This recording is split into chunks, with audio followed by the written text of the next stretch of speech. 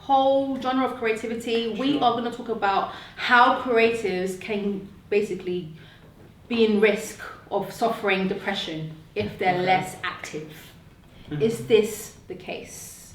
What are our opinions on this? What, like compared to non-creative people? Yes. Or just compared to creative? Yeah, we can do that. We can do that, but it's basically active, but we can talk about non-active ones as well. Okay. I feel like, to mind, like when you say active, I think like people that working in like typically creative jobs. So the day-to-day life might be more creative to somebody like that works in HR, for example. Yeah. So like they could be working in television. I don't know why I always go to television when I think of creative, but that's the only thing I can think of. Yeah. Not like business owners like myself, just television. Yes. Main character energy, of course. Yeah. I do feel like, I think when you're working in a creative force, like in terms of like having to come up with new ideas all the time, there can be a lot of pressure. But I don't think that's particularly any different to the pressure that you might feel if you're working in any other job position. You know, like people that work in hospitals, for example, like that's probably outwardly facing not a creative job, but I would say that they're probably just as much at risk of facing depression as other people are. I think it's more based on like how the amount of stress and pressure you are in your job. 100%.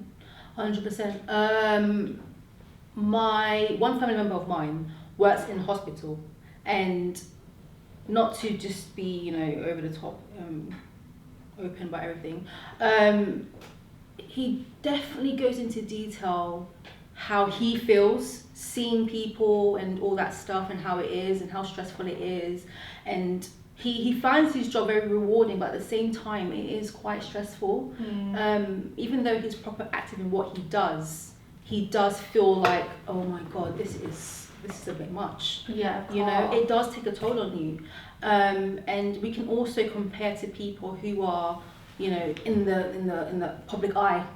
You know, a lot of them go through this whole depression thing, and it's quite interesting how they get to that stage. So let's just hit on the active ones first. How do the active ones get to that stage? Because for God knows why, I don't even understand how it happened, because you would have thought if you have, you know, everything, you're basically all right. No? Or what else do you need? Even though you've got everything that you have. But they don't have everything. Yeah. As in, what I mean by that is, and we spoke about it in, I think, the previous episode, about you might have everything externally, this amazing jacket, but in all seriousness, what you don't have is peace of mind. And so if you don't have that, you don't have anything. So when you're saying they have everything, they don't. Do you know what I mean? Well, the question is why? Why they don't? Right. But why? Right. I think, why don't you have that peace of mind? I think like celebrities, for example, they're working to the next step constantly, aren't they? So like in most instances, like it's fame. Obviously, not every person that is a celebrity goes in with the outcome of being a celebrity, but you know, one that's going to movies, for example, their end goal is probably to be in some of the best movies that are released. And when they get to that point, they might have money, they might have the fame, but at that point, where do you go from there? Like, I feel like for me, or I am constantly working to the next goal, the next goal, the next goal, the next goal. Probably at some point those goals might run out, depending obviously how, probably not, like that's bigging myself up like I'm going to get all the way up here. You've already got movies. Character. But for those celebrities that have made it to the top, they're in the best selling movies, like everybody wants them, they have the pick of the like bunch of all the different things that they can be in. At that point, they have all the money, they have all the fame. What do they want there? A lot of them tend to want to take a step back because it's too much. They don't want to be in the limelight, they don't want to be followed for every moment, and like every minute of their life is recorded and blasted out on social media to see. I think that like, I don't think, even if you are going into a career that's going to put you in like the public eye, I don't think there's anything that can ever actually prepare you to the extent of being in the public eye. I mean, I have no idea what that feels like, but we do now. After this podcast, you know. But like, you know, you read the news articles about these people, whether it's good or bad, like every bit of their lives is pretty much put out there. Yeah. You see the, you know, on like TMZ and stuff, and it's like spotted downtown LA, and it's like this person's just trying to go get a coffee. Literally. And like they've got 15 people following them with cameras shoved in their face. Yeah. Like imagine if we just wanted to like pop to Costa and Literally. then like somebody's following you like, hey, what are you working on? Like what's this, what's that? Like you're not always on and ready to work and be like customer face and say that as like working in hospitality, but you do have to put like your best self forward. Sometimes you don't want to do that. You don't want to do that. Yeah, it's true. No, I agree with that. I think also what I would add to that is it's not even about reaching there, which of course sometimes is an issue. It's thinking that reaching there will make you happy. Yeah. Do you know what I mean? Oh, It's yeah. like, Okay. because I think what people have, their mentality day to day is, I'm not happy today, but I'll be happy tomorrow because tomorrow I'll have that thing. Yeah. And now I'm not happy to the next day, but because I don't have that thing. But wait a minute, in 20 years I'll have X, Y, and Z, everything that I want, and then I will be happy. And what you need to realize, I'm just speaking from my own experience, I don't know about anybody else, is that nothing externally will make you happy. You just have to have that self-acceptance that this is who you are, these are the qualities, these are the negative sides of you, and anything external, of course it's fun for us to be chatting here on the podcast, and I will leave here happier than I was, like, you know, coming in, but at the same time this is not the be-all and end-all. Yeah. And it's you know, it's crazy even to put that pressure externally to the world, you know. Yeah. So what you have, the Lamborghini will make you happy. It's like, that's just a lot of pressure to put on just a car, do you know what I mean? Living your life as well, like every day waiting for the next thing, like isn't very fulfilling, I don't think. Like, Yeah. I mean, I've like dabbled in like manifestation and stuff here and there, because I think it, like, I genuinely, don't laugh. No, yeah. I genuinely think that like the energy that you put out into the world is the energy that you get back. So if you're living your life being like, I just need to get to here because this is going to happen, I need to, once I've done this, like this, I'll be able to get that, you're not going to get to those goals because you're like chasing something that only you can give yourself, and you're not allowing yourself to give it, rather than just being like, I'm happy like with what I am today. Like, you know, where I am in my life is good. I'm like grateful for it, and like just being happy and like confident and positive in yourself, you're more likely to open up more opportunities for you. For sure. And I just feel like, to close that side of the active creatives, I do feel like, as I said before, in my brain, more money, more problems. I feel like that's basically what it is. If you are just so consumed in just, as you said, doing so many things and, you know, have everything, you will lose your mind at one point. I feel like we should take our time, take a break, and go back on it. I think we shouldn't do too much, you know, because we can literally suffer. We can literally lose our minds. In regards to the non-active creatives, you know, what's the deal on their side? Like, how can they get to a point where they're depressed because they're not as active? I wouldn't even active at all. I wouldn't even necessarily agree with that statement of not active or active. I think what it is when I say I know what you mean, like productive or not productive. Yeah. But the issue is, and the reason I hone in on the word active is because I think if you're a creative, obviously everyone's different. You're using your mind to come up with the ideas, but you're not going to just switch that off. Right, the mind doesn't just switch off, and I think obviously that's a big issue for a lot of people. So if you're not using that energy to create, what you'll use that energy for is to go down deep rabbit holes of your mind that then it feels like there's no return, and then you'll go see murkier sides of yourself or the world. And do you know what I mean? Whilst you're not necessarily producing stuff, it's still causing those issues. Do you know? Does that make any sense? Yeah, it makes sense. But I do feel like, what you're saying is correct. Sure. I definitely agree with you. In my opinion, I do feel like non-active creatives, I would say that again, who are not using their creativity because of one reason or the other, I do feel like they lose their their potential to do some great things. If those who are less active, when they go online and they see the girls on Instagram or the males on Instagram, oh my goodness, I'm sure, and I've seen a lot and heard a lot that are just like, oh my gosh, look how she looks. Scrolling with who uses mouse nowadays? I do. Does she? I got a mouse. So I do the No. scrolling. I don't care. Anyway, scrolling, and I see some people just doing all these stuff, looking like, oh my god, this girl looks amazing. Oh my god, I want to be like this. I like that. For me, Sure, but but are you saying that at that point that you're not doing anything, and then looking at that puts you off doing for something more? them, there's two sides to it. Those people, there's some people that are literally put off by it, literally, and some of them are motivated by that. As in seeing other people and like, oh, I want to do it. Yeah. Right, but then that's fine. But I'm just saying for the ones who are just like just there, just scrolling, not doing anything, just admiring or just hating.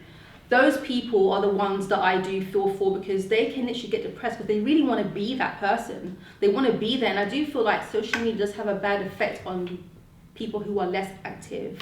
You know, that's what I'm thinking, because if you're not as creative, or you don't want to do, or you're trying to get to where you want to be, social media can help you or it can literally break you. So I do feel like them idolizing these people, they should literally at the end of the day take something good from it rather than something negative, and try to be like them. Be yourself. But I do feel like at the end of the day, non-active people, they can get depressed by looking in social media all the time. I feel it can mess with your head, literally mess with your mind. I think you're right in terms of like that non-active creatives are likely to be affected negatively by looking at people on social media and stuff like that, because those people are essentially living the life that they want to be living, and they're not doing it. But I think it's important to, like, people need to be aware that what you see on social media isn't real life. Like it's a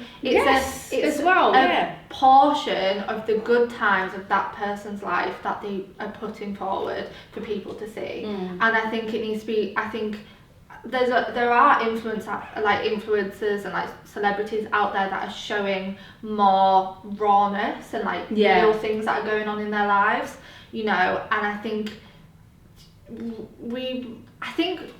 there's two problems to it. One, people are a bit nervous to share the real parts of your life, because realistically it's not all glamorous. Like nobody wants to see, you know, when you're up at, well, you think nobody wants to see when you're up at 11 o'clock crying for whatever reason, but actually there's probably a lot of other people doing the exact same thing as you, but nobody shares it. And then you'll wake up the next morning and you'll be like full face of makeup, or, you know, guys will be out there like at the gym and it's actually the first time that they've been in 2 weeks and they're like daily grind and things like literally. that. That's not real. Like, exactly, yeah. They took that picture 2 weeks ago and but they're posting it at 6 a.m. because they've been on TikTok all night and they've not been able to sleep because they're having problems at home. But it's what everybody portrays out there, which is why I think non-active and active creatives are basically, everybody is at risk of becoming depressed, because you're looking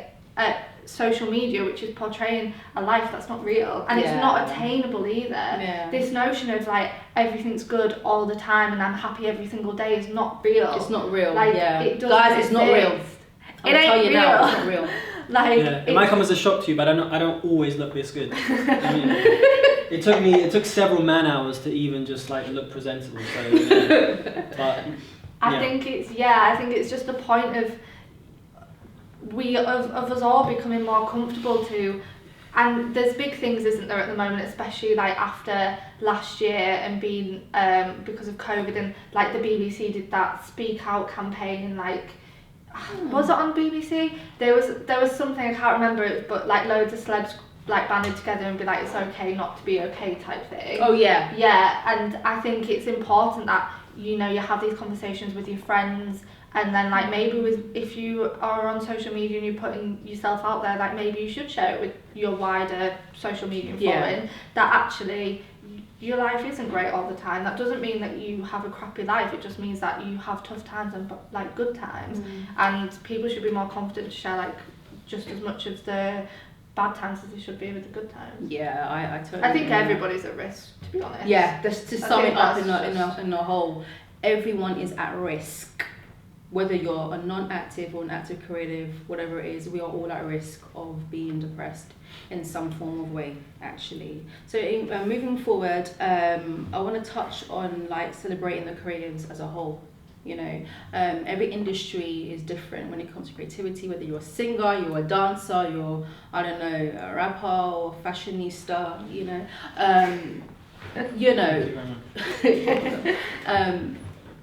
You know, what countries or places, whatever, celebrate creativity in each field? Doesn't matter, or randomly, just anyone. I think, coming from personal experience, I grew up in North Yorkshire and I moved... What's the accent? Yorkshire? North Yorkshire? North Yorkshire. My accent. What's the Yorkshire accent? Well, like me. I can't. North Yorkshire? No, that's like Scouse sort of. What? That's Newcastle. Like Newcastle. No, Newcastle? Yeah. You're definitely going to be celebrated for your accent. North Yorkshire is probably like people think of farmers, I guess. Like it's quite deep and yeah. North Yorkshire. I've been at home quite a lot, so I think my accent will be quite thick at the moment. Thick. Oh, okay, thick. But moving on from accent. Yeah. And basically, when I wanted to go into a creative job, like growing up, and there's very, very few available in North Yorkshire. And I was like, London, I have to go to London because that's where all the creative people are. So I think, like, to be honest, I think capital cities is like the hub of creativity across like all the different cities. Okay. I've been to New York, that was like incredible. It was like, it felt like it was London on acid.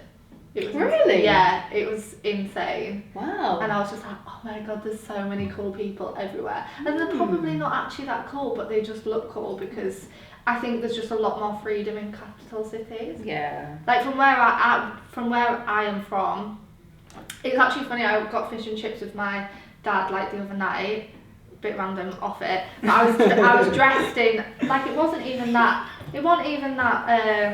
outgoing, it was just maybe not what people are used to in a town. It was literally similar to what I'm wearing today, but no, actually it's not similar to what I was wearing today. It was like black jeans, like this cool like oversized top and like a baseball hat, and then people were staring me down. I was like old people, and I was like, oh wow, like this is not like, oh, I feel a bit uncomfortable. But in London, like you can literally walk around in a leotard and people won't literally naked and no one sees like literally nobody would question it. I feel like in like capital cities, also like not necessarily capital cities like, but big cities, there is, just because there's such a mix of different people, there's different cultures, like it feels like almost like everything's celebrated. There's like big events that go on, like pride, like protests, like all of those things that happen, and they're always like in bigger cities. I think that because it's celebrated more, that you know, people feel more comfortable to express themselves and experiment with different things. Like you might try something new and you might not like it, but you try it, and I think being in the city gives you more confidence to do that. So London, you're saying, rather?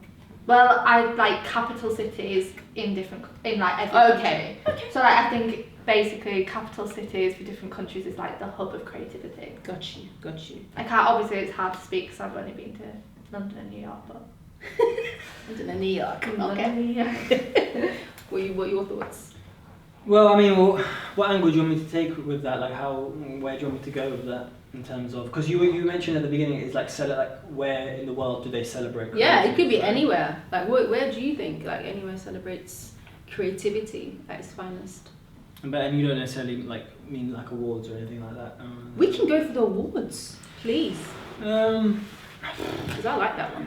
Well, no, I mean, obviously, I think every country has their own like awards. Every country will have their own version of the Oscars. So I think everyone likes creativity. I think every country likes it. Obviously, some will be more out there than others. Yeah. But I think every country, especially if you go there, they'll like. If you speak to someone, especially like so in London, you meet loads of people. If you speak to someone, they're always big up their country. They're always big up where they're from. Like they're the most. Their food is the best. They're the most creative. So I think everywhere really. But obviously, what as Angel said, I think the cities, even if it's not necessarily like celebrated, there's definitely more acceptance of like quirkiness and difference, and obviously those are great places for creativity to flourish because you don't want to be constrained, you don't want to be put in a box. Whereas in a smaller town, it's like, how dare someone wear a baggy black shirt? Do you know what I mean? It's like that's not how we do it. I mean, it literally is though. That is the case. I'm a bit worried. I don't understand why you got stared down though. Yeah.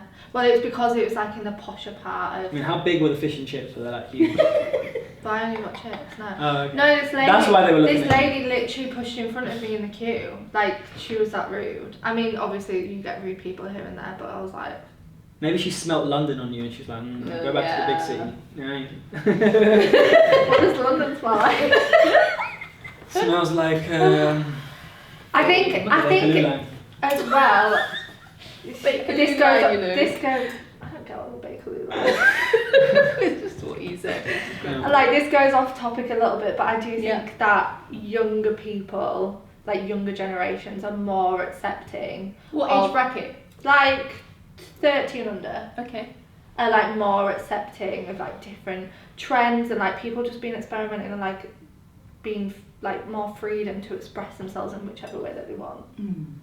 Like I definitely think that the older generation are becoming more accustomed to it, but you can't blame them because change how they want to forwardly express themselves every day. And I think with like me anyway, like as a younger person, I'm like, yeah, sweet, do what you want, do what makes you feel comfortable. Like, do you feel good? If you feel good, I feel good. And I think like older people are like, I don't get it, like I don't understand it.